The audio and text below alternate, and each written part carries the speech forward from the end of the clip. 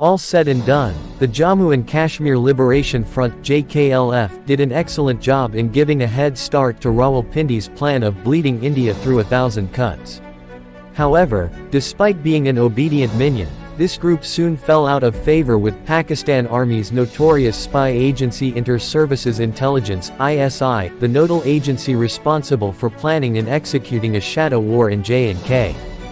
The way JKLF was initially pampered and treated as an esteemed ally, and then brusquely dumped as if it was a dispensable commodity that had outlived its utility, should have raised eyebrows. After all, wasn't this a clear indication that the so-called armed struggle in Kashmir was not at all about emancipating the people of Kashmir, but patently the Pakistan Army's self-serving covert military operation against India? However, as ISI and its proxies had created an atmosphere of unbounded optimism in Kashmir Valley through a well-planned and concerted propaganda, no one seems to have noticed Pakistan's brazen perfidy. Public apathy allowed ISI to convert Kashmir into a battleground for its proxy war in which human lives are being consumed even today. JKLF had danced to the tune of its masters sitting across the line of control (LOC) with such servility that it even abandoned its pretense of being a secular group championing Kashmir nationhood. This is evident from its willingness to further ISI's nefarious design of communalizing the so-called Kashmir struggle, by indulging in a killing spree targeting Kashmir's minority Pandit community to precipitate their mass exodus. JKLF's implicit subservience can be gauged by the fact that it didn't even object to the killing of its own members by rival terrorist groups created by ISI. So, the obvious question that arises is, why did the wonderful ISI, JKLF, honeymoon, end so abruptly? The answer lies in JKLF's position as regards the so-called armed struggle was concerned. JKLF owed its immense popularity to the dreams of Azadi independence that it peddled and the practically unachievable assurance to gullible Kashmiris that Azadi was just around the corner. Due to this, any compromise on the issue of independence was fraught with the danger of public disillusionment, which was something JKLF didn't want to risk. Conversely, the idea of making J&K's independence the rallying cry for the so-called freedom struggle was not agreeable to ISI, since this could arouse similar sentiments in Pakistan-occupied Kashmir (POK).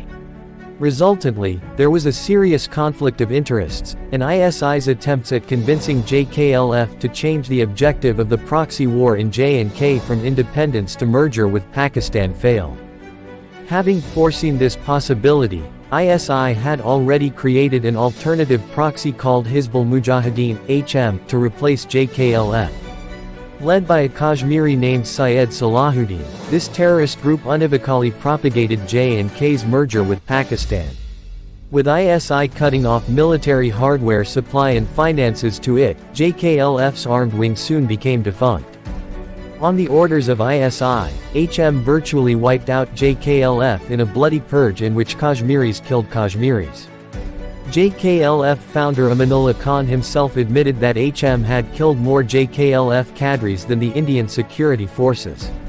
To save face, its wily chief Yasin Malik announced the end of JKLF's armed struggle and opted for following a peaceful approach to achieve its objectives.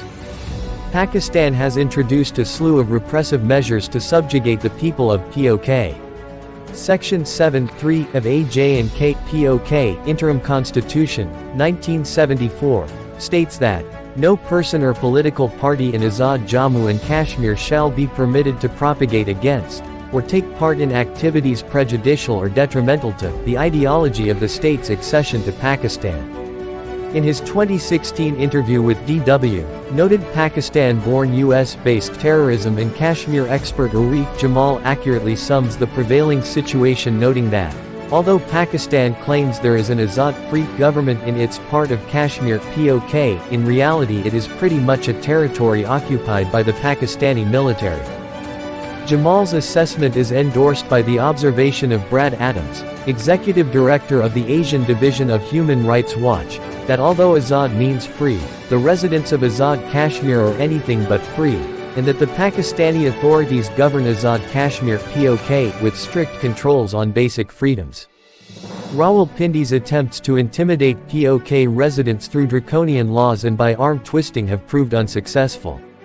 Earlier, Azadi calls in POK were an adjunct to protests against high-handedness of the authorities and various deficiencies in basic services.